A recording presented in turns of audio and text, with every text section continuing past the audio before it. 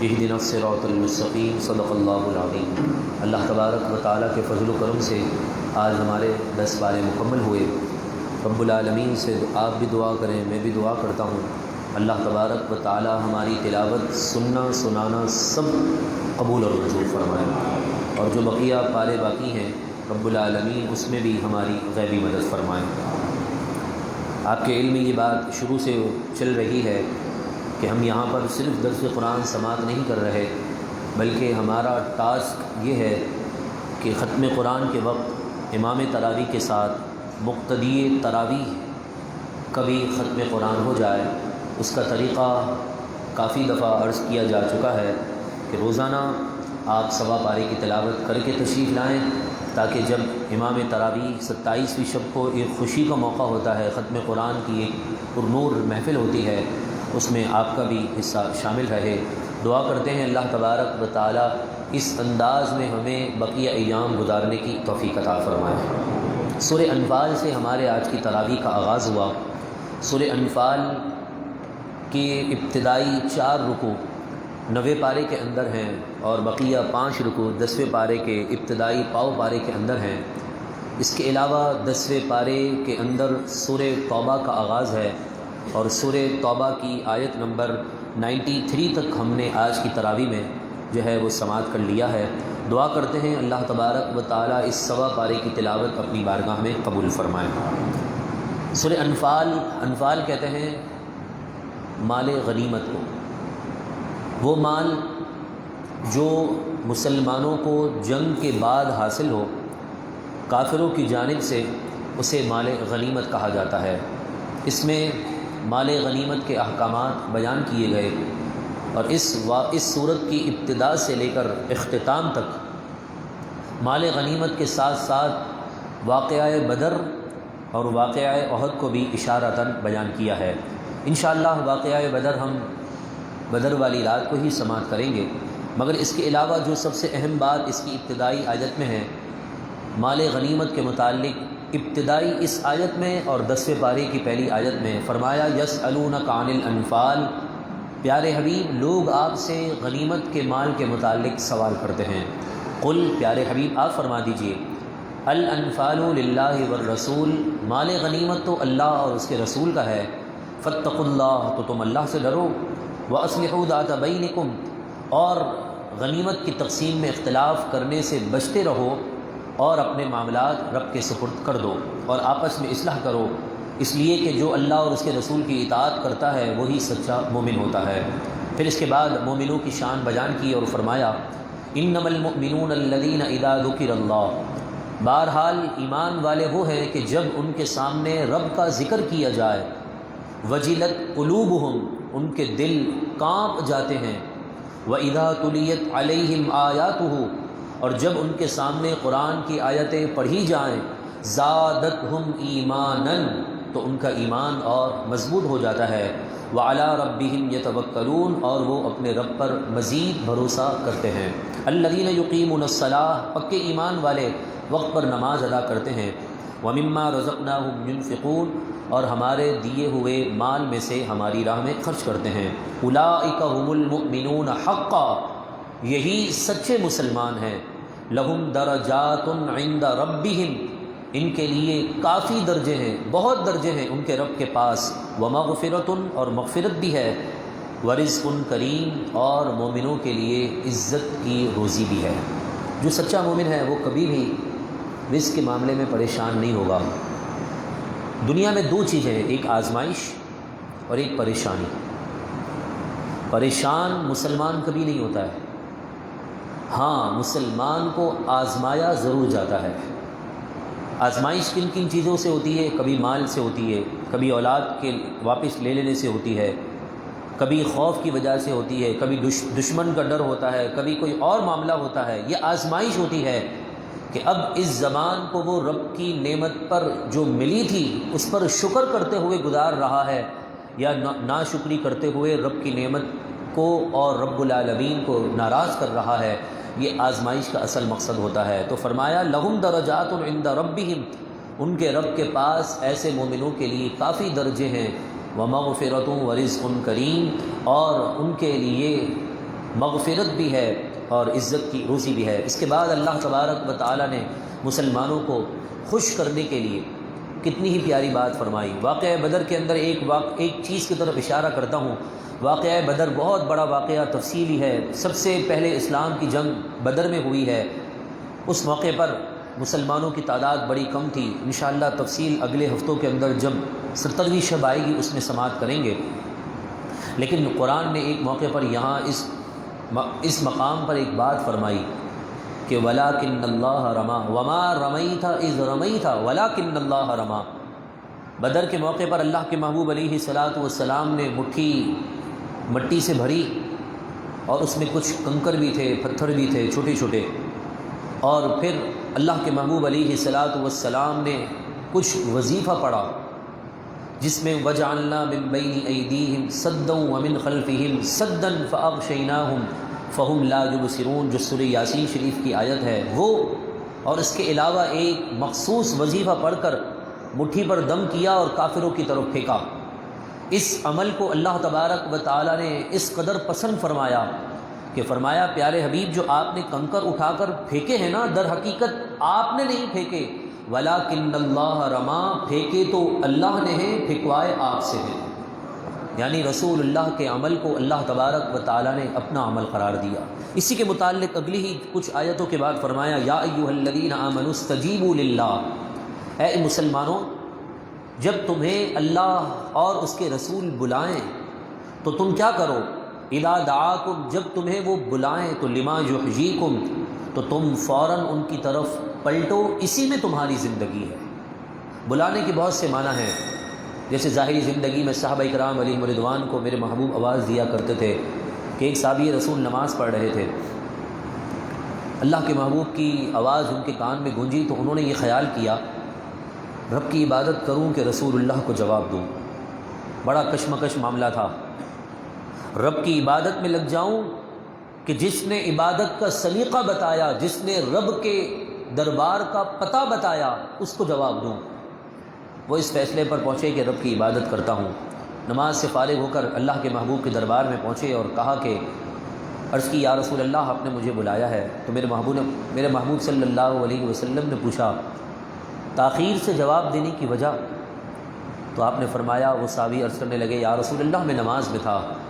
تو پھر قرآن کی آیت اتر گئی اور فرمایا یا ایھا الذین آمنوا استجیبوا للہ وللرسول، گرچہ اس میں دو بات کا ذکر ہے، اللہ اور اس کے رسول بلائیں، حالانکہ وہ تو رب کے بلانے پر رب کی بندگی میں لگے ہوئے تھے، لیکن یہاں آیت جو اتری وہ اس بحاف پر اتری کہ بلایا رسول اللہ نے تھا، لیکن اس کو بھی اللہ تعالیٰ نے اپنی جانب نسبت کرتے ہوئے فرمایا کہ جب تمہیں اللہ اور اس کے رسول بلائیں نا تو سارے کام کاج چھوڑ دو، اپنی زندگی کی بھلائی چاہتے ہو تو اللہ کے دربار میں اور اس کے حبیب کے دربار میں پہنچ جاؤ، اسی میں تمہاری زندگی کی بھلائی ہے اور اسی میں تمہارے لیے زندگی ہے۔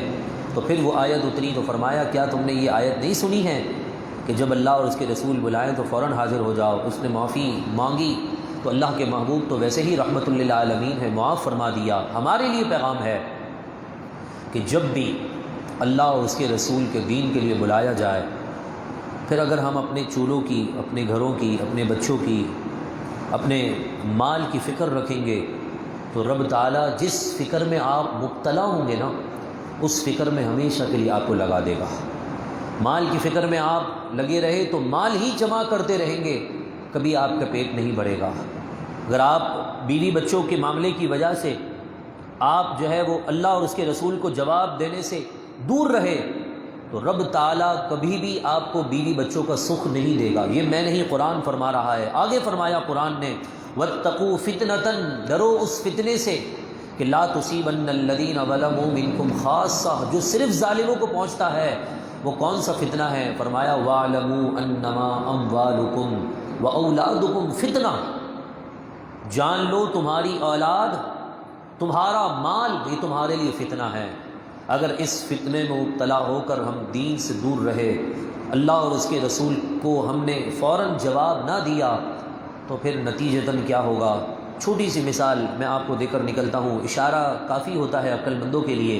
کچھ لوگ اللہ اور اس کے رسول کے دربار اور اللہ اور اس کے رسول کے گھر کے معاملات میں اتنے اپنے آپ کو الٹے سیدھے معاملات میں مگن رکھتے ہیں کہ آپ اتنے سے اتنے ہو جائیں، اتنی پراپرٹی سے اتنی پراپرٹی کر لیں۔ وہ جو مسجد کا مال کا نقصان پہنچانے والے نا، وہ اتنے کے اتنے ہی رہ چکے ہیں۔ وجہ کیا ہے؟ کیونکہ قرآن نے فرمایا تھا جب اللہ اور اس کے رسول بلائیں آ جاؤ، نہیں آؤ گے تو جس معاملے میں لگے ہو نا ہمیشہ اسی میں لگے رہتے رہ جاؤ گے۔ تو لہذا آج میرے لیے اور آپ کے لیے سبق ہے۔ ہم نماز تو ماشاءاللہ رمضان المبارک میں ادا کر رہے ہیں اور بڑا جذبہ ہوتا ہے، بڑا شوق ہوتا ہے۔ کاش یہ شوق، یہ جذبہ عید کے بعد بھی سلامت رہے۔ سب کہیں آمین۔ اللہ تعالیٰ مجھے بھی اس پر عمل کی توفیق عطا فرمائے۔ ہر منگل کو، جس طرح آج منگل ہے، ہر منگل کو ویسے تو 40 منٹ کا درس ہوتا تھا، مگر کچھ محسن کے مشوروں کی وجہ سے اس کا درس کا دورانیہ کم کر رہے ہیں، تاکہ آپ لوگ اپنی ساری مصروفیات کو ٹھکرا کر فقط اللہ تبارک و تعالیٰ کے کلام کو سننے کے لیے جمع ہو جائیں۔ ہر منگل کو رمضان کے بعد، عشاء کی نماز کے فوراً بعد، مرد و خواتین کے لیے ہماری اسی مسجد میں انشاءاللہ امید ہے پروجیکٹر اسکرین کا بھی بندوبست ہو جائے گا، تو اس میں آپ کے آنکھوں کے سامنے قرآن کے الفاظ ہوں گے۔ صرف 25 سے 30 منٹ کی بات ہے۔ ویسے بھی میں آپ کو بتا دوں 21 منٹ کا یہاں درس ہوتا ہے، جس میں ہم سوا پارے کا خلاصہ سنتے، بڑا دل لطف مل رہا ہوتا ہے۔ 21 منٹ پتہ نہیں چلتا کیسے گزر جاتے ہیں۔ اب آپ مجھے بتائیے، جب ایک ایک حرف کا ہم ترجمہ اور تفسیر سماعت کریں گے تو کتنی برکتوں کا نزول ہوگا۔ دکانیں چھوڑیں، اللہ اور اس کے رسول نے بلایا آ جائیں۔ آپ کسی بھی کام میں مصروف ہیں ترک کر دیں، ایک دن تو قرآن کی محبت میں کریں نا ہفتے میں۔ نماز تو آپ نے پڑھنی ہی پڑھنی ہے، یہ تو آپ کا حساب کتاب رب کا اور آپ کا معاملہ ہے، لیکن قرآن کو سمجھنا بھی تو آپ پر ضروری ہے نا۔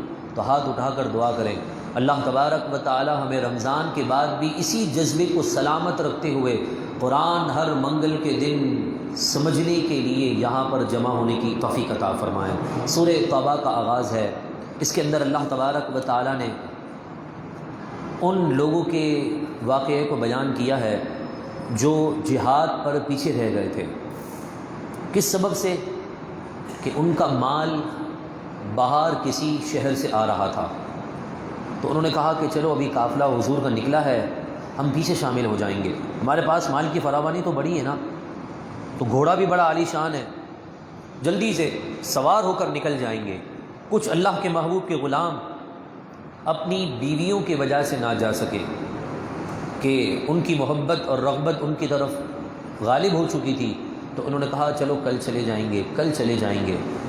اب 3 یا 4 لوگ تھے جو پورے مدینے میں موجود تھے۔ اب اس وقت کوئی مرد نہ تھا سوائے منافقین کے، سچا مسلمان وہاں کوئی نہ تھا۔ وہ کہتے ہیں کہ جب بھی ہم نظر گھماتے تو ہمیں چہروں پر نفاق ہی نظر آتا، حضور کے عشق والا نور نظر نہ آتا۔ اپنے آپ کو کوستے بھی تھے، کل کل کرتے کرتے کرتے کرتے ایک وقت وہ آیا کہ یہ خبر ملی کہ اب حضور واپس جہاد سے واپس آ رہے ہیں۔ اب اس کے بعد کیا ہوا وہ تو اگلی ہی آیتوں میں انشاءاللہ کل سماعت کریں گے۔ آج کی تراویح کا واقعہ جو اتنا ہی تھا، اس کے علاوہ غزوہ حنین کے ایک واقعے کی طرف بھی اشارہ کیا گیا کہ جب غزوہ حنین میں مسلمانوں کی تعداد بڑی ہو چکی تھی، بدر میں تھوڑے تھے، احد میں تھوڑے تھے، فتح مکہ کے وقت تھوڑے تھے، خندق کے معاملے میں تھوڑے تھے، لیکن جب فتح مکہ ہو گیا، اس کے بعد غزوہ حنین کی باری آئی، تو فتح مکہ کے بعد کافی قبیلے اسلام میں جوک در جوک جو ہے وہ داخل ہونے لگے، بڑا لشکر جمع ہو گیا۔ اب قرآن کیا فرماتا ہے؟